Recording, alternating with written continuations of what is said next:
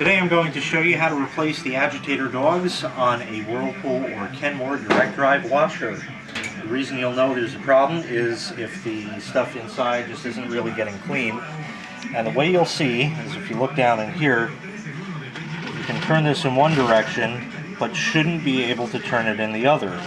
This spins free, and you'll notice the bottom part, even if you hold that, this spins in both directions, and it should lock in one direction but spin free in the other.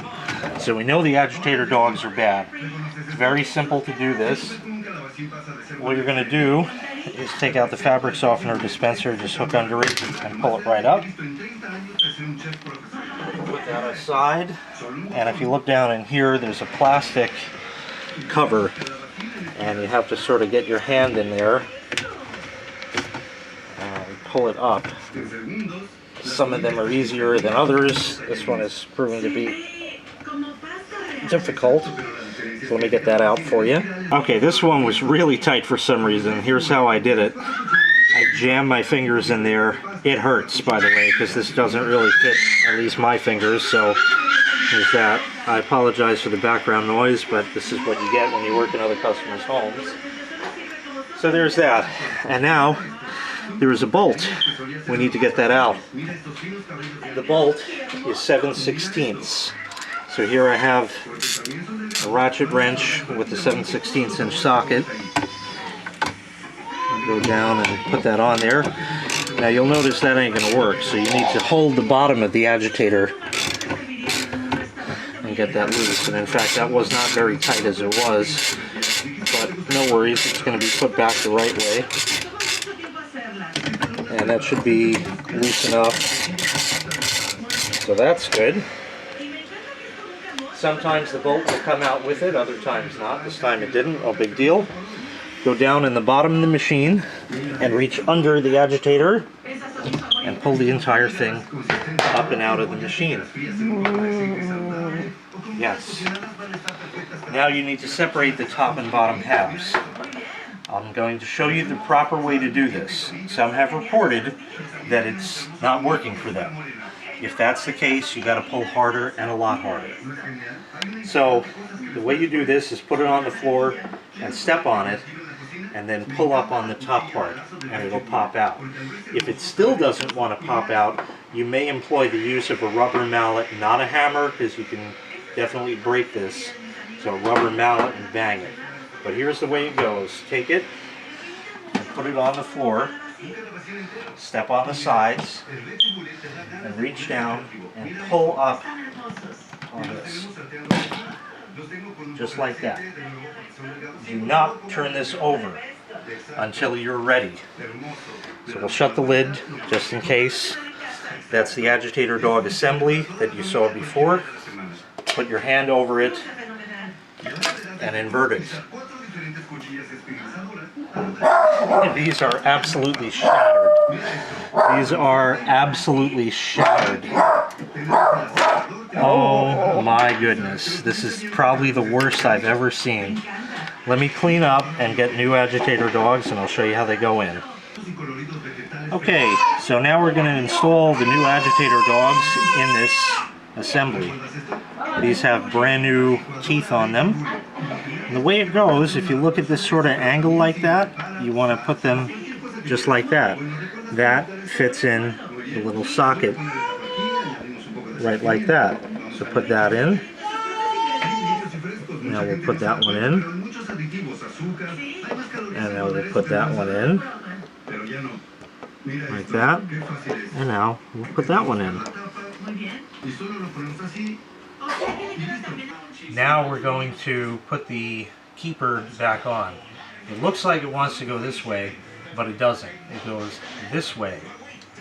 So you turn it and get it lined up, and it fits on like that.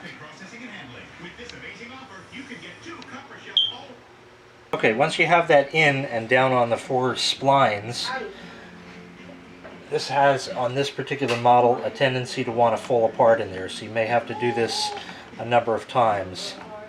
Once you have that, you can take your socket without the bolt and go right in the center and just slam it down like that, And once you do that, you'll notice this piece is locked back on and it's all one piece. We also know it works now because it turns in one direction but locks in the other. Turns one direction but locks in one other direction. So it turns free this way, which is clockwise, and counterclockwise or anti-clockwise, it locks. And that's exactly how it's supposed to be. Now we put it back in the machine. The way this goes in is you take the entire agitator as a unit and it goes right down in there and seats down. Just push it down to make sure that it's all in there, and it'll spin free on there. And then you just put the bolt back. The age-old problem of putting the bolt in, you can try and drop it in there, but it'll never go straight. And if you try to put it on your socket, then you see it's just going to fall right out. So use a paper towel as a buffer between them. You can hold this even upside down and it goes right in. So just put that right through the center and tighten that all up. I only have one hand at the moment, so I'm going to stop the video. Eventually you'll get to the point where it turns the agitator, so hold one of the bottom vanes down there and snug it up. Not too tight, but just nice and tight. You know, don't want to break anything because it is plastic here. It's really just to hold it all in place. After you fish out your little paper towel, you can see the indentation of the bolt there. I just used what was handy, a pair of wire cutters that grabbed it. And there we are. So now, when you turn this, clockwise it spins free, counterclockwise it locks. Because the agitator is free, then it turns that. So it'll only turn like that. And now it's going to wash properly. The reason this is important is as this washes, it's going to lock it and keep it turning only in the clockwise direction. As you see, this is a corkscrew that pushes the clothes down to the bottom. Down here where the agitation happens, the other stuff is forced up along the sides, comes to the top, and the cycle repeats. And that's it. So now we have to put the cover back in there. Now reinstall this. I took the liberty of just applying some dish soap to the gasket on there for easier installation. If you remember, it was a real bear to get out, so I'm sure it won't be a picnic going back. You just have to push and make sure it's seated in there. And then you can try to pull it again, and I think we got it. It sort of just clips in there. I push down all along its diameter. I mean circumference rather. So that's in. And once you have that, you just take that and put it back. And that's how you replace the agitator dogs on your Whirlpool or Kenmore direct drive washer. Hopefully this video helped you out. If it did, please consider clicking the like and subscribe buttons. Thanks for watching and have a good day.